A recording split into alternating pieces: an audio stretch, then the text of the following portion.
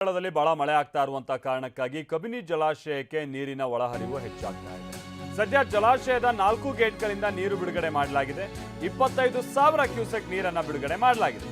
ನೀರು ಹರಿಯುವಂತ ಮನಮೋಹಕ ದೃಶ್ಯ ಕೂಡ ಸೆರೆಯಾಗಿದೆ. ವಿಷಯ ಅಂತ ಅಂದ್ರೆ 3,500 ಕ್ಯೂಸೆಕ್ ತಮಿಳುನಾಡಿಗೆ ಬಿಡಬೇಕು ಅಂತ ಹೇಳ್ಕೊಂಡು CWMA ಕೊಟ್ಟಿದ್ದಂತ ಆದೇಶ.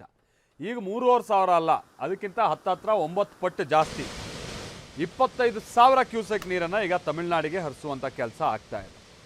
ಹರಿಸೋ ಕೆಲಸ ಯಾಕೆ ಆಗ್ತಾ ಇದೆ ಅಂದರೆ ನಮ್ಮಲ್ಲಿ ಹಿಡ್ಕೊಳ್ಳೋಕೆ ಇನ್ನು ಅವಕಾಶ ಇಲ್ಲ. ಯಾಕಂದರೆ ಇದು ಸೀದಾ ಕೇರಳದಿಂದ ಬರುವಂಥ ನೀರು. ಸೊ ವಯನಾಡ್ ಕಡೆಯಿಂದ ಬರುವಂಥ ನೀರು ಅದು ಸೀದಾ ಕಬಿನಿ ಮುಖೇನವಾಗಿ ತಮಿಳುನಾಡಿಗೆ ಹರಿದೋಗ್ತಾ ಇದೆ. ಅದು ಎಗೈನ್ ನಾನು ಆಗ್ತಾನೆ ಹೇಳಿದಾಗೆ ಟಿ ನರಸೀಪುರದ ಹತ್ರ ಎಗೈನ್ ಕಾವೇರಿ ಜಾಯ್ನ್ ಆಗಿ ಅಲ್ಲಿಂದ ತಮಿಳುನಾಡಿಗೆ ಹೋಗುತ್ತೆ. ರಾಮ್ ನಮ್ಗೆ ಇದಕ್ಕೆ ಸಂಬಂಧಪಟ್ಟಂಗೆ ಒಂದು ವರದಿ ಕೊಟ್ಟಿದ್ದಾರೆ, ಬನ್ನಿ ನೋಡ್ಕೊಂಬ. ರಾಜ್ಯದಲ್ಲೇ ಮೊದಲು ತುಂಬುವಂತಹ ಜಲಾಶಯ ಅನ್ನೋ ಹೆಗ್ಗಳಿಕೆಗೆ ಪಾತ್ರವಾಗಿರುವಂತಹ ಮೈಸೂರು ಜಿಲ್ಲೆ HD ಕೋಟೆ ತಾಲೂಕಿನ ಕಬಿನಿ ಜಲಾಶಯ ಸಂಪೂರ್ಣವಾಗಿ ಭರ್ತಿಯಾಗಿದೆ. ಕೇರಳದ ವಯನಾಡಿನಲ್ಲಿ ಭಾರಿ ಪ್ರಮಾಣದ ಮಳೆ ಆಗ್ತಿರೋದ್ರಿಂದಾಗಿ ಒಳ ಹರಿವಿನ ಪ್ರಮಾಣ ಹೆಚ್ಚಾಗಿದೆ. ನಾನೀಗ ಕಬಿನಿ ಜಲಾಶಯದ ಬಳಿ ಇದ್ದೇನೆ. ನೀವು ನೋಡ್ತಾ ಇರ್ಬೋದು ದೃಶ್ಯಗಳಲ್ಲಿ.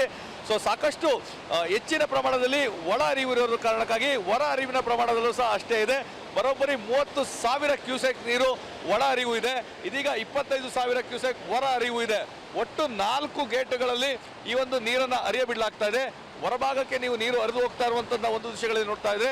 ಮತ್ತೊಂದು ಕಡೆ ನೀವು ನೋಡ್ತಾ ಇರ್ಬೋದು. ಸೊ ಈ ಒಂದು ಎಷ್ಟು ರಭಸವಾಗಿ ಹಾಲಿನ ನೊರೆಯಂತೆ ಉಕ್ಕಿ ಹರಿತಾ ಇರುವಂತಹ ನದಿ ಪಾತ್ರದ ನೀರನ್ನ, ಅಂದ್ರೆ 25,000 ಕ್ಯೂಸೆಕ್ನ ಹೊರ ಹರಿವು ಏನಿದೆ ನದಿ ಪಾತ್ರಕ್ಕೆ ಬಿಡಲಾಗಿದೆ.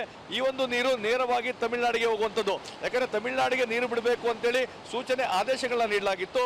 ನಮ್ಮ ಒಂದು ಜಲಾಶಯದಲ್ಲೇ ನೀರಿಲ್ಲ, ಯಾವ ಕಾರಣಕ್ಕಾಗಿ ನೀರನ್ನು ಬಿಡಬೇಕು ಅನ್ನೋ ಒಂದು ಕೂಗು ಕೇಳಿ ಬಂದಿತ್ತು. ಇದೀಗ ಅದಕ್ಕೆ ಪ್ರಕೃತಿಯ ಉತ್ತರವನ್ನು ಕೊಟ್ಟಿರುವಂಥದ್ದು.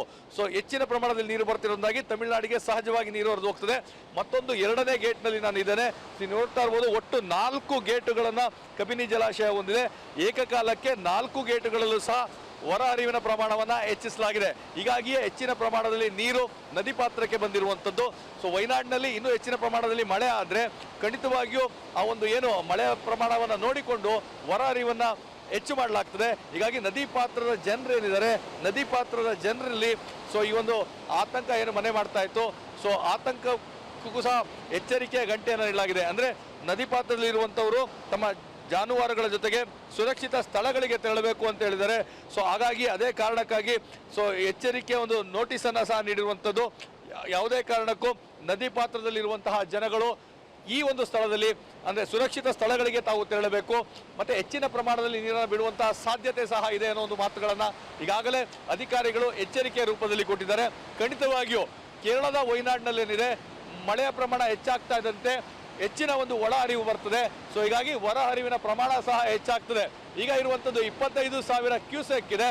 ಈ ಒಂದು ಪ್ರಮಾಣ 50,000 ಕ್ಯೂಸೆಕ್, 80,000 ಕ್ಯೂಸೆಕ್, 1 ಲಕ್ಷ ಮುಟ್ಟಿದ್ರು ಸಹ ಅಚ್ಚರಿ ಇಲ್ಲ.